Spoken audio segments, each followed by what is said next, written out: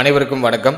April மாத ராசி பலன் நம்மளுடைய ராசிக்கு எப்படி இருக்க போகுது அப்படிங்கிறத இப்போ நம்ம தெளிவாக பார்க்கலாம். வீடியோ ஸ்டார்ட் பண்ணுறதுக்கு முன்னாடி நம்ம சேனலை சப்ஸ்கிரைப் பண்ணாமல் இருக்கீங்கன்னா மறக்காமல் சப்ஸ்கிரைப் பண்ணிக்கோங்க. அப்படியே பக்கத்தில் இருக்க பெல் சிம்லே கிளிக் பண்ணி வச்சுக்கோங்க. அப்போ தான் நாங்கள் பதிவிடக்கூடிய பதிவுகள் அனைத்தும் உங்களுக்கு நோட்டிஃபிகேஷனாக கிடைக்கும். இப்போது கடைசி ராசி மீனம். மீனத்துக்கு இந்த ஏப்ரல் மாதம் எப்படி இருக்க போகுது அப்படிங்கிறத இப்போ நம்ம டீட்டெயிலாக கிளியராக பார்க்கலாம்.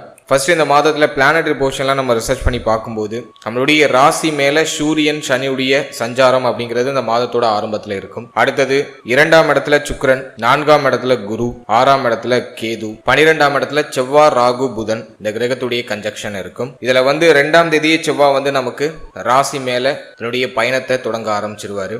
2-9க்கு அதிபதியாகப்பட்ட ஒரு யோக கிரகம் செவ்வாய், அவர் நமக்கு ஜென்மத்துல சஞ்சாரம் செய்யறது ரொம்ப நல்லது. சனியோட இணைறது ஒரு மாதிரி போராட்ட அமைப்பை கொடுத்தாலும் பொதுவா 2-9க்கு அதிபதியாக வரக்கூடிய செவ்வாய் ஜென்மஸ்தானத்தில் அமர்வது நமக்கு ஒரு சிறந்த யோகத்தையும் நற்பலன்களையும் அதிகமாக கொடுக்கும். அடுத்தது புதன் 10ஆம் தேதியே மீனத்துல நீச்சம் ஆயிடுவாரு. நீச்சமானாலும் பரிவர்த்தனையில இருக்கக்கூடிய அந்த புதன், அதாவது குருவும் புதனும் பரிவர்த்தனையில இருப்பாங்க, நீச்ச பங்க அமைப்புல இருப்பாரு. எனவே அந்த நீச்சம் பெருசா வேலை செய்யாது. அடுத்தது சூரியன் 14ஆம் தேதி நமக்கு உச்சம் ஆயிடுவாரு 2ஆம் இடத்துல. அடுத்தது 19ஆம் தேதி சுக்கிரன் நமக்கு 3ஆம் இடத்துல போய் ஆட்சி ஆயிடுவாரு. ஸோ இதுதான் இந்த மாதத்துல இருக்கக்கூடிய பிளானட்டரி போர்ஷன். இப்போ இந்த ஏப்ரல் மாதம் எப்படி இருக்க போகுது அப்படிங்கிறத இப்ப நம்ம தெளிவாக பார்க்கலாம். ஃபர்ஸ்ட் இந்த மாதத்துல ஃபேமிலி எடுத்து நம்ம ரிசர்ச் பண்ணி பார்த்தோம்னா முதல் 19 நாட்கள் 2ஆம் இடத்துல சுக்கிரன், அது அந்த அளவுக்கு நல்லது இல்லை. 2ஆம் அதிபதியும் பார்த்தோன்னா ராகுவோட இணைவு சனியோட இணைவுல தான் மேக்சிமம் இந்த மாதத்துல டிராவல் செய்யுது. எனவே இந்த மாதத்தை பொறுத்த வரைக்கும் குடும்பத்துல கொஞ்சம் சுமை அமைப்பு இருக்கும், அதுல மாற்று கருத்து இல்லை. ஜென்ம சனி வேற ஆல்ரெடி போயிட்டு இருக்கு. போன மாதத்துல பார்த்த மாதிரி தான் இந்த மாதத்தோட அந்த கண்டினியூட்டி அப்படியே இருக்கும். இந்த மாதத்துல பேச்சுல கொஞ்சம் நிதானமா இருந்துக்கணும். சுக்கிரன் 2ஆம் இடத்துல இருக்கிறதுனால இனிமையான வார்த்தைகள் அதிகமா வெளிப்பட ஆரம்பிக்கும். அதை நம்ம ஓரளவுக்கு பாசிட்டிவா எடுத்துக்கலாம். இருப்பினும் அவர் அஷ்டமாதிபதி, எனவே பேசக்கூடாத வார்த்தைகள் எல்லாம் பேசி மாட்டிக்கிறதுக்கு வாய்ப்பு இருக்கு. எனவே நம்ம பேசக்கூடிய ஒரு வார்த்தைக்கும் நாம பதில் சொல்லிதான் ஆகணும் அப்படிங்கறத நம்ம எப்போதும் மறக்க வேண்டாம். வார்த்தைகள்ல ரொம்ப நிதானமா இருங்க. குடும்பத்தை அரவணைத்து செயல்படணும். குடும்பத்துல ஒரு மாதிரி குழப்ப அமைப்பு, ஏற்றத்தாழ்வான சூழ்நிலைகள் இதெல்லாம் போக வாய்ப்பு இருக்கு. குடும்பத்துல கொஞ்சம் சுமை அமைப்புகள் நீங்க வாய்ப்பு இருக்கு. எனவே ஃபேமிலி ரீதியா இருக்கக்கூடிய அத்தனை விஷயத்திலையும் இந்த மாதத்துல 19ஆம் தேதி வரைக்கும் ரொம்ப கவனமா இருக்கணும். அவசரம் காட்ட வேண்டாம். குடும்பத்துல முக்கிய முடிவு, முக்கிய மாற்றங்களை தவிர்க்கிறது நல்லது. குடும்ப உறுப்பினர் கூட வாக்குவாதத்தை தவிர்ப்பது நல்லது. முடிந்தவர்கள் குடும்பத்தை விட்டு பிரிந்து வெளியூர், வெளிமாநிலம், வெளிநாடு இருக்கிறது வாய்ப்பு கிடைச்சதுன்னா தாராளமா அதை பயன்படுத்தி குடும்பத்தை விட்டு பிரிந்து இருக்கிறது முயற்சி பண்ணுங்க. அது ஒரு பெஸ்ட் ஆப்ஷனா இருக்கும். இந்த மாதத்தை பொறுத்த வரைக்கும் ஃபேமிலி ரீதியா பெருசா ஃபேவரா இல்லை, கொஞ்சம் டஃபா தான் இருக்கு. குடும்பத்தில் குழப்பம் நீங்கக்கூடிய காலகட்டம். உடைய வார்த்தைகள்ல ரொம்ப கவனமா இருக்கணும். கோப உணர்வு கண்ணாபின்னான்னு வரும். கோபத்தை உங்களோட கண்ட்ரோல்ல வச்சுக்கணும். உங்களுடைய கோபம் உங்களுடைய வார்த்தைகள்ல வெளிப்படும். எனவே வார்த்தைகள்ல நிதானம் தேவை. எனவே குடும்பத்துல கொஞ்சம் சகிப்புத்தன்மை, பொறுமை, நிதானம் இதெல்லாம் டெஃபினட்டா இருக்கணும். அடுத்தது தொழில் உத்தியோகத்தை பொறுத்த வரைக்கும் ஜீவனஸ்தானத்தை குரு பார்த்துடுறாரு. எனவே உத்தியோகம், தொழில இருந்த கடுமையா இருந்த இந்த பிரஷர் ஓரளவுக்கு குறையும். அது ஓரளவுக்கு பரவாயில்லைங்கிற மாதிரி இருக்கு. இருப்பினும் முழுமையா குறைஞ்சிருக்காதுன்னா ஜென்ம சனி ஒரு பக்கம் ஒரு பாடுபடுத்துது. பாக்குற உத்தியோகத்துல திருப்தி இல்லை, பார்க்குற தொழிலில் ஒரு நிம்மதி இல்லை. வேலையை விட்டுருவோமா, உத்தியோகத்தை மாற்றம் செய்வோமா அப்படிங்கிற மாதிரியான அந்த சிந்தனையை கொடுக்கும். மேல அதிகாரிகளோட கொஞ்சம் முரண்பாடுகள் நீங்க வாய்ப்பு இருக்கு. உங்களுடைய மூத்த அதிகாரிகள் சார்ந்த விஷயங்கள கவனமா இருக்கணும். நீங்க உத்தியோகம் பார்க்கக்கூடிய இடத்துல சக ஊழியர்கள், மூத்த அதிகாரிகள் இவங்க சம்பந்தப்பட்ட விஷயத்துல எல்லாம் கொஞ்சம் கவனம், நிதானம் தேவை. உத்தியோகம், தொழில் சார்ந்த அவசர முடிவு, அவசர மாற்றங்கள் எதுவும் இந்த மாதத்துல செய்ய வேண்டாம். போன மாதத்துல உள்ள மாதிரி தான் இந்த மாதம் போன மாதத்தோட கொஞ்சம் அட்வான்ஸா இருக்கு. எனவே உத்தியோகம், தொழில பெருசா எந்த மாற்றமும் செய்யாம இருக்கிறது நல்லது. அதே போல இந்த மாதத்துல பிசினஸ்ல இன்வெஸ்ட்மெண்ட் பண்றதுலாம் அட்வைசபிள் இல்லை. ஏன்னா சூரியன் 6ஆம் அதிபதி ஜென்மத்தில் இருக்காரு. கடன் வாங்கி இன்வெஸ்ட் பண்ணுவோமா, பார்ட்னர்ஷிப்ல பிசினஸ் பண்ணுவோமா அப்படிங்கிற மாதிரியான சிந்தனை எல்லாம் கொடுக்கும். அகலக்கால் வச்சு மாட்டிக்க வேண்டாம் அப்படிங்கிறது என்னோட கருத்து. எனவே பிசினஸ் இன்வெஸ்ட்மெண்ட் ஐடியாலஜிலாம் இப்போதைக்கு அவாய்ட் பண்ணுங்க. இப்போதைக்கு இது இன்வெஸ்ட்மெண்ட் பத்தி யோசிக்கவே வேண்டாம். மைண்டை ரிலாக்ஸ் பண்ணுங்க. தேவையில்லாத சிந்தனைகள்லாம் அடிக்கடி எட்டி பார்க்கும். உத்தியோகம், தொழில் சார்ந்த விஷயங்களை ரிஸ்க் எடுக்க வைக்கலாம் அப்படிங்கிற மாதிரியான சிந்தனை எல்லாம் கொடுக்கும். அவசரப்பட வேண்டாம். இந்த மாதத்தை பொறுமையா அப்படியே கடந்து வாங்க. அதுதான் ஒரு பெஸ்ட் ஆப்ஷனா இருக்கும். குரு பார்வை ஜீவனத்துல இருக்கிறதுனால எல்லாத்தையும் சமாளிப்பீங்க. அதை நான் உங்களுக்கு ஒரு பெரிய பாசிட்டிவா பாக்குறேன். உத்தியோகம், தொழில இருக்கக்கூடிய அந்த பிரஷரான அமைப்பை எல்லாத்தையும் சமாளிப்பீங்க. இருந்தாலும் குடும்ப சூழ்நிலைகள்ல சில குழப்ப நிலைகள் நீங்கிறதுக்கு வாய்ப்பு இருக்கு. எனவே உங்களுக்கு தொழில ஃபோக்கஸ் பண்றதா, ஃபேமிலியில ஃபோக்கஸ் பண்றதான்னு ஒரு மாதிரி கன்ஃபியூஷன் ஆகும். ஒரு மாதிரி மென்டலி கொஞ்சம் சேலஞ்சிங்கான ஒரு டைம் பீரியட் தான் இது. எனவே தொழில் உத்தியோகம் சார்ந்து அவசர முடிவு, அவசர மாற்றம், இன்வெஸ்ட்மெண்ட் சம்பந்தமான விஷயம், இடமாற்றம் சம்பந்தமான விஷயம், வேலை மாற்றம் சம்பந்தமான விஷயம், இதெல்லாம் கொஞ்சம் அவாய்ட் பண்ணிக்கிறது நல்லது. வேலை இல்லாதவங்களுக்கு வேலை வாய்ப்பு கிடைக்குமா அப்படின்னு பார்க்கும்போது இருக்கிற வேலையை உற்ற வேண்டாம் அப்படிங்கிறது தான் என்னோட கருத்து. வேலை இல்லாதவர்களுக்கு இந்த முயற்சிகளில் ஓரளவுக்கு பாசிட்டிவ் ரிசல்ட்டை எதிர்பார்க்கலாம். இருந்தாலும் மனசுக்கு திருப்தியான வேலை கிடைக்கும் அப்படின்னு சொல்ல முடியல, ஒரு தெளிவான நல்ல வேலை கிடைக்கும் அப்படின்னு சொல்ல முடியல. வேற ஆப்ஷன் இல்லாமல் கிடைக்கிறத ஏற்றுக்கிட்டு செய்ய வேண்டிய ஒரு சூழ்நிலையில தான் இப்போ நம்ம பயணிச்சுட்டு இருக்கோம்.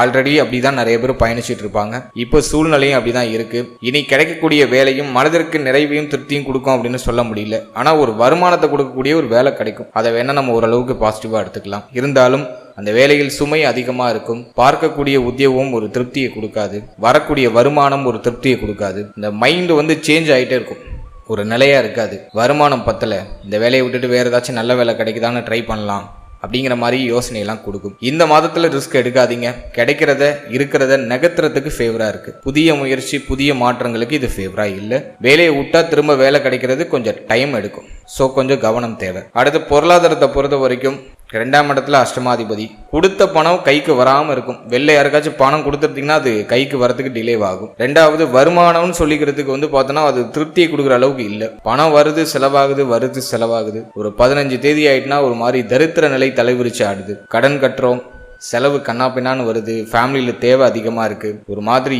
பொருளாதார நெருக்கடியாக போயிட்டு இருக்கு. அப்படிங்கிறது தான் இப்போதைக்கு மீனத்துக்கு இருக்கக்கூடிய ஒரு சுச்சுவேஷன். ஸோ இந்த மாதத்தை பொறுத்த வரைக்கும் கொடுத்தல் வாங்கல் சார்ந்த விஷயங்கள கவனம் தேவை. இப்போ பணம் கொடுத்தீங்கன்னா கைக்கு சாமானியமாக திரும்ப வராது, ரொம்ப லேட் ஆகும். அதே போல் குடும்பத்தில் பொருளாதாரம் சார்ந்த வாக்குவாதங்கள் நீங்க வாய்ப்பு இருக்கு. அதில் கொஞ்சம் கவனமாக இருந்துக்கணும். அடுத்தது 2ஆம் அதிபதி ஜென்மத்தில் இருக்கிறதுனால பொருளாதாரம் சம்பந்தமான சிந்தனை அதிகமாக இருக்கும். பணம் சம்பந்தப்பட்ட சிந்தனை, எப்படி நம்ம பணத்தை பெருக்கிறது, நம்ம பொருளாதாரத்தை எப்படி நம்ம அடுத்த லெவலுக்கு எடுத்துட்டு போறது அப்படிங்கிற மாதிரியான சிந்தனைலாம் வரும். இந்த மாதத்தை பொறுத்த வரைக்கும் பொருளாதாரம், கொடுத்தல் வாங்கல் சார்ந்த விஷயங்கள்ல கவனம் தேவை. ஒரு சிலருக்கு கடன் சிந்தனை வரும். கடன் வாங்கி மாற்றம் செய்வோமா, கடன் வாங்கி தேவைகளை நிறைவேற்றுவோமா அப்படிங்கிற மாதிரி கடன் சிந்தனை வரும். எனவே வரக்கூடிய பொருளாதாரத்தை சிக்கனமாக செலவு செய்யறது நல்லது. இல்லைன்னா வேற யார்ட்டையாச்சும் நீங்க போய் கடன் உதவி கேட்கிற மாதிரி ஒரு சூழ்நிலை வந்துடும். நீ வரக்கூடிய பொருளாதாரத்தை முடிஞ்ச அளவுக்கு சிக்கனத்தை கடைபிடிச்சு நீங்க ப்ராப்பரா நகர்த்திட்டு போனீங்கன்னா இன்னொருத்தவங்கள்ட்ட கையேந்த வேண்டிய சூழ்நிலை இருக்காது. இந்த மாதம் கொஞ்சம் பொருளாதார நெருக்கடி உடைய ஒரு மாதம் தான், கொஞ்சம் கவனம் தேவை. போன மாதமும் நான் உங்களுக்கு அப்படிதான் சொல்லியிருந்தேன். மார்ச்சுக்கும் உங்களுக்கு ரிப்போர்ட் அது மாதிரி தான் வந்திருந்துச்சு. ஏப்ரல் ஆல்சோ உங்களுக்கு பொருளாதார ரீதியாக கொஞ்சம் டஃப்பாக தான் இருக்குது. கொஞ்சம் கவனமாக செயல்படுறது ரொம்ப நல்லது. அடுத்தது திருமண முயற்சி, திருமண வாழ்க்கை, இதெல்லாம் நம்ம ரிசர்ச் பண்ணி பார்க்கும்போது இந்த மாதத்தை பொறுத்த வரைக்கும் 10ஆம் தேதிக்கு பிறகு உங்களுடைய திருமண முயற்சிகளை தொடங்கலாம். ஃபேவராக இருக்குது. புதன் ஜென்மத்துக்கு வந்துடுறாரு. திருமண சிந்தனையை கொடுத்துரும். ஒரு மாதிரி குழப்ப அமைப்புகள்லாம் வெளிப்படும். திருமண பேச்சை எடுத்தாலே ஒரு மாதிரி ஃபேமிலியில் ஆளாளுக்கு ஒன்று பேசுவாங்க. பெருசாக சப்போர்ட் இருக்காது, ஃபேமிலி சப்போர்ட் இருக்காது. ஒரு மாதிரி குடும்ப உறுப்பினர்களே இழுத்தடிக்கிற மாதிரி ஒரு ஃபீல்னஸை கொடுக்கும். குடும்பத்தில் ஒரு ப்ராப்பரான சப்போர்ட் இருக்காது. அதை நான் ஒரு சின்ன மைனஸாக பார்க்குறேன். இருந்தாலும் முயற்சிகளை ஸ்டார்ட் பண்ணலாம். 10ஆம் தேதிக்கு பிறகு திருமண முயற்சி சார்ந்த வகையில் ஒரு சுப செய்திகளை நீங்க எதிர்பார்க்கலாம். புதன் ஜென்மத்துக்கு திருமண சிந்தனையை கொடுத்துருவாரு. பரிவர்த்தனை ஆகி இருக்கக்கூடிய அந்த குரு புதன் திருமண முயற்சிகளை, சுப செய்திகளை குழப்பத்தோட கொடுக்கறதுக்கு ட்ரை பண்ணுவாரு. எனவே திருமண முயற்சிகளை தொடங்கலாம். அடுத்தது திருமண வாழ்க்கையை பொறுத்த வரைக்கும் இந்த மாதத்துல வாழ்க்கை துணை சம்பந்தமான விஷயங்களை கொஞ்சம் கவனம் செலுத்திக்கிறது நல்லது. அவசரம் காட்டாம இருக்கணும். உங்களுடைய வார்த்தைகள்ல ரொம்ப நிதானமா இருக்கணும். வாழ்க்கை துணையோட அடிக்கடி கருத்து போராட்டம் நீங்க வாய்ப்பு இருக்கு. வாழ்க்கை துணை சார்ந்த என்டையர் விஷயத்திலையும் கொஞ்சம் கேர்ஃபுல்லா இருந்துக்கணும். இருப்பினும் போன மாதம் அளவுக்கு இந்த மாதம் ரொம்ப டஃபாலாம் இருக்காது. எல்லாமே கண்ட்ரோல் ஆகும். நீண்ட நாள் பிரச்சனை, நீண்ட நாள் குழப்பங்கள்லாம் ஓரளவுக்கு நிவர்த்தியாக ஆரம்பிக்கும். ஏன்னா புதன் நீச்சமானாலும் பரிவர்த்தனையில பலமாயிடுறாரு. நட்பு கிரகத்தோட தான் இணைஞ்சிருக்காரு. சனி தன்னுடைய இயல்பு தன்மையை காட்டுவாரு. புதன் சனியோட இணையும் போது புதனும் பாவரா மாறிடுறாரு. ஸோ இது உங்களுக்கு மென்டலி ரொம்ப ப்ரெஷரை கொடுக்கும். ஈகோ பிரச்சனையை நிறைய கொடுக்கும். நீயா நானானு ஒரு கை பார்த்துடலாம் அப்படிங்கிற மாதிரி கொஞ்சம் ஈகோ பிரச்சனையை கொடுக்கும். அது ஒரே ஒரு மைனஸ் மட்டும்தான். முடிஞ்ச அளவுக்கு விட்டு கொடுத்து அனுசரித்து போயிடுறதுக்கு முயற்சி பண்ணுங்க. அது ஒரு பாசிட்டிவ் ரிசல்ட்டை கொடுக்கும். வாழ்க்கையினுடைய ஹெல்த்தில் கொஞ்சம் எக்ஸ்ட்ரா கேர் எடுத்துக்கோங்க. அதுவும் உங்களுக்கு ஒரு சூப்பர் பாசிட்டிவான ரிசல்ட்டை கொடுக்கும். அடுத்தது நம்ம பார்க்குறது ஸ்டூடெண்ட்ஸ், மாணவ மாணவிகளுக்கு எப்படி இருக்குது அப்படின்னு நம்ம பார்த்தோம்னாக்கா, இந்த ஏப்ரல் மாதத்தை பொறுத்த வரைக்கும் புதன் நமக்கு 10ஆம் தேதி ஜென்மஸ்தானத்துக்கு வந்துடுவார். சனியுடைய இணைவில் இருந்தாலும் பரிவர்த்தனையில் பலமாக இருக்காரு. குரு நமக்கு 4ஆம் இடத்துல நல்லா தான் இருக்காரு. எனவே இந்த மாதத்தை பொறுத்த வரைக்கும் ஸ்டூடெண்ட்ஸுக்கு ஒரு நல்ல முன்னேற்றம் உண்டு. கல்வியில் ஒரு நல்ல ஏற்றம் கிடைக்கும், ஒரு கான்ஃபிடென்ட் பிறக்க ஆரம்பிக்கும். இருந்தாலும் சனி பார்வை 3ல் இருக்கிறதுனால முயற்சி தடை அதிகமாக இருக்கும், கொஞ்சம் அலட்சியமான மனநிலை அதிகமாக இருக்கும். அதை கொஞ்சம் ஸ்டூடெண்ட்ஸ் அவாய்ட் பண்ணிக்கிறது நல்லது. எல்லையும் அலட்சியம் காட்டாம மைண்டை கொஞ்சம் தெளிவாக வச்சுக்கணும், குழப்பங்களுக்கு ஆளாக்கப்படாமல் இருக்கிறது நல்லது. படிப்பு முடிச்சுட்டு அடுத்தது இது படிக்கலாமா அது படிக்கலாமா அப்படிங்கிற மாதிரியான குழப்ப சிந்தனை இருக்கும், ஒரு தெளிவான ஒரு கிளாரிட்டி ஸ்டூடெண்ட்ஸுக்கு இருக்காது. ஒரு நல்ல அட்வைசர் கிட்ட ஒரு நல்ல கவுன்சிலிங் எடுத்து நீங்கள் ஒரு நல்ல கோர்ஸில் ஜாயின் பண்ணுறது ரொம்ப நல்லது. ஏன்னா ஜென்மத்தில் இருக்கிற சனி குழப்பத்தை கொடுத்துரும். அடுத்து என்னப்பா படிக்க போகிற அப்படின்னு கேட்டால் பையனுக்கு ஒரு தெளிவான ஐடியா இருக்காது. இது பண்ணலாம் அப்படி பண்ணலாம் இப்படி பண்ணலான்னு அந்த ஒரு ஐடியாவே இருக்காது. ஜென்ம சனி நாம் பயணிக்க இருக்கக்கூடிய அந்த பாதையுடைய போக்கை மாற்றிவிடும். எனவே முடிஞ்ச அளவுக்கு அலட்சியம் இல்லாமல் கொஞ்சம் சீரியஸ்னஸாக உடைய ஃப்யூச்சர் நினச்சி நல்லா திங்க் பண்ணுங்கள். உங்களுக்கு ரொம்ப குழப்பமாக இருக்குது அப்படின்னா இந்த நேரத்தில் நீங்கள் ஒரு நல்ல அட்வைஸரை நீங்கள் தேர்ந்தெடுத்து அவங்கக்கிட்ட சரியான அட்வைஸ் வாங்கி செயல்படுறது நல்லது. எந்த துறையில் உங்களுக்கு சாதிக்க விருப்பமோ அந்த துறை சார்ந்த எக்ஸ்பர்ட்டுக்கிட்ட ஒரு அட்வைஸ் வாங்கி செயல்படுங்க, அது உங்களுக்கு பெஸ்ட் ரிசல்ட்டை கொடுக்கும். இந்த மாதத்தை பொறுத்த வரைக்கும் அலட்சியம் இல்லாமல் இருந்தாலே உங்களுக்கு வெற்றி உறுதி. அதே போல் நீங்கள் எக்ஸாம்ஸ்லாம் முடிச்சிட்டீங்க, ஒரு புதுசாக காலேஜுக்கு ஜாயின் பண்ணுறதுக்கு தயார் பண்ணிக்கிட்டு இருக்கீங்க அப்படின்னா கொஞ்சம் முன்னெச்சரிக்கையாக அந்த அப்ளிகேஷன்லாம் போடுறது, அலட்சியம் இல்லாமல் எல்லாத்துலேயும் கொஞ்சம் முன்னெச்சரிக்கையோடு செயல்படுறது ரொம்ப நல்லது. ஸோ ஸ்டூடெண்ட்ஸை பொறுத்த வரைக்கும் இந்த மாதம் குழப்பமான மனநிலை மட்டும் சற்று அதிகமாக இருக்கும். அதை மட்டும் ஸ்டூடெண்ட்ஸ் கொஞ்சம் அவாய்ட் பண்ணி ஒரு தெளிவான டைரக்ஷனை சூஸ் பண்ணி பயணிக்கிறது ரொம்ப நல்லது. ஸோ ஸ்டூடெண்ட்ஸுக்கு இந்த மாதத்தை பொறுத்த வரைக்கும் மேன்மை உண்டு, அதிகமாக இருந்த பய உணர்வு குறையும். இருப்பினும் அந்த குழப்ப உணர்வுக்கு ஒரு முடிவு இருக்காது. குறிப்பாக உத்திரட்டாதி நட்சத்திரக்காரர்கள் கவனமா இருக்கணும். உத்திரட்டாதிக்கு தான் இப்போ அதிகமான குழப்ப மனநிலை நீங்கும். எனவே நீங்க எந்த டைரக்ஷன்ல பயணிக்க ஆசைப்படுறீங்களோ அந்த டைரக்ஷன்ல ஆல்ரெடி யார் எக்ஸ்பர்ட்டா இருக்காங்களோ அவங்க கிட்ட ஒரு அட்வைஸ் வாங்கி செயல்படுங்க, அது உங்களுக்கு ஒரு நல்ல ரிசல்ட்டை கொடுக்கும்.